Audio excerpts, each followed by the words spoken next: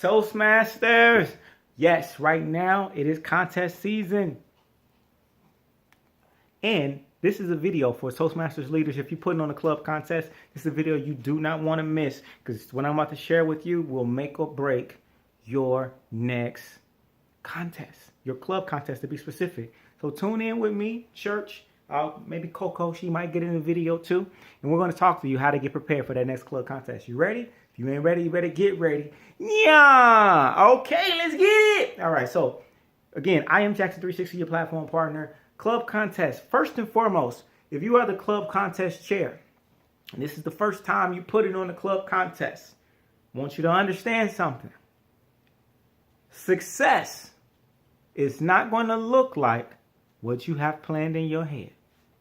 Success is not going to look like what you have planned in your head. So what happens is, if you're a club contest chair, you got an idea in your mind on what you want this, or what a successful club contest will be. And the thing that you're going to learn about being in Toastmasters, or even events where you're working with people, is that it's never going to, rarely turn out the way you think. So you got to understand there's going to be room for error. So you got to know that you kind of just roll with the flow, roll with the punches. So you're going to plan, but things don't always look like at the end how you had it in your mind. So your goal is not to only make an effective contest, but also, even when things go wrong, which they will, you got to know how to still salute your team and stand with your team regardless of what happens, okay? Because you are the one in charge as the club contest, or as the leader of the club. Ain't that right, Coco? There she go. There's Coco right there. Hey, church. Right? Let's tell them. So, some of the things I want you to know. As the club contest chair, first of all, you are only going to be as good as your teammates and the people that are helping you out. Your ballot counters, your Toastmaster, of course, the speakers, the contestants. But the leaders are important. So, rule number one. Try to prepare. In fact, don't try. Prepare your people in advance.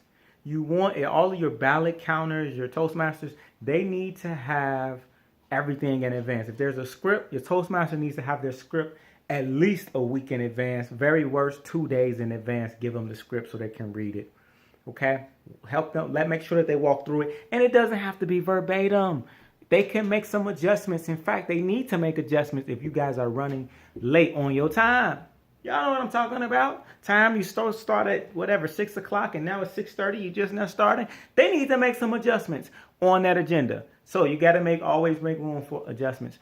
Make sure that you got the bio sheets that from the contestants are in, the biographies, whatever the questionnaire surveys, whatever the little certificate letter they got to sign off on. Get all of that in advance. All right. The worst thing you can do is be trying to do things last minute. That is going to be your enemy as the person or the people responsible for that. I seen someone, they got a brand new member. A person was a member for about maybe 30 days. They got this brand new person and was trying to train them the day of the contest on how to be a ballot counter. It's a big mistake. If you have other people, go to the other people. Do not try to train someone how to do that position the day of it, and especially not at the hour of when the contest is starting, because now everything else is being pulled back and pushed back, and that's the last thing that you want. So try to prepare your people in advance. That's point number one. Boop. Point number two that you want to keep in mind is, one of the key things is time. Time is the number one thing, I really want to touch on, because your time could easily escape you.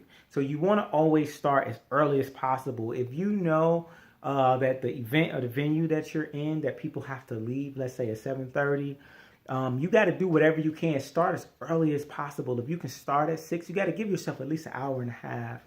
Especially if you got one club. If it's the more people that are in there, each person that speaks, if it's a 5 to 7 minute speech, that's going to be 10 minutes worth of time. You got the introduction, you got the person speaking, you got the 1 minute of silence, you got all of these things you got to consider. So you want to leave room for all of that stuff, okay? Because mistakes and stuff is going to happen. The last thing I'm going to say, I'm going to end this. I'm not going to go all long. But I want to say one of the most important things is this. I got to put them down, okay? It's kind of heavy. Woo. One of the most important things I want you to know is this. Regardless of what happens if things go left and your plans don't go as you thought. I was at an event where one time we ran out of time and the speakers couldn't even be announced, like the winners. They couldn't even announce the winners because literally everyone had to leave the venue. And so the contest chair was very upset because, you know, you're disappointed. Now you can't announce it. Again, success isn't what you thought it would be. And immediately the contest chair got upset and started throwing blame on everyone else. Starts blaming the Toastmaster. Well, you were speaking too long, or was blaming the ballot counters. And I want you to, one, as the chair, as the leader, you have to take personal responsibility. That's first of all. Everything falls on you because you all are a team. That's one. Two, I want you to also understand that even if things go left and go bad, you have to find a way to still make it positive for your team. Because you don't want to just start critiquing people and saying this is bad, this is bad, this is bad. This is a volunteer organization. You want people to still feel good about being a part of it. And you got to somehow find the gift that's in the garbage. So remember that. Always find a way to promote people, lift people up. Even if it's not a lot there to find. You got to find something. Talk about just they had good energy or something.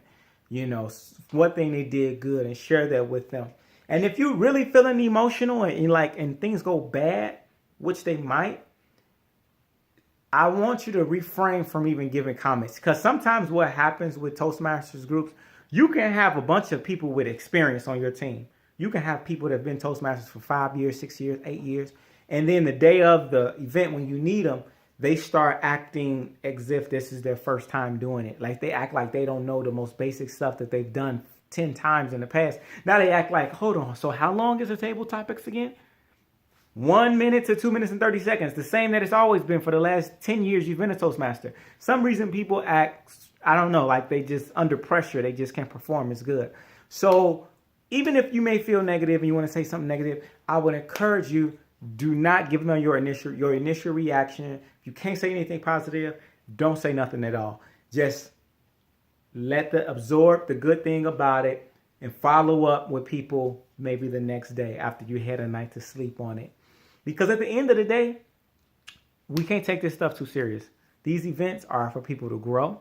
These events are people for us to and be encouraging. And then lastly, for us to have fun. So never forget that, man. We got to have fun. If you're not having fun in your contest and Toastmasters events, then there's something wrong. You got to go back to the drawing board. So let's make sure that we have fun. That is one of the most important things I want you to do. And hey, man, just know it's not, this is a learning laboratory. You're not going to do exactly as well as you thought the first time around. So let's have a blast. Don't take any of these things too personal. And I want to see you on top. Now, also, I'm Jackson360. I'm your platform partner. And I want to make sure that you get my book series, Shut Up and Hustle, How to Live the Life of Your Dreams by Thinking Like an Immigrant. You can get that in the description as well. Look up Dr. Jackson360. Also, I got a book on Toastmasters as well, The Unstoppable Toastmaster. Look that up. The link should also be in the description. So get those if you're interested in making sure that you want to have me come out to your club or do a speaking event with me or something like that. Let me know. Hit me up. Also, we got classes as well. Link should be in the description to help you take your life to the next level. With that being said, I am your hustler homie, your platform partner, and I look to see you on the stage. Yeah!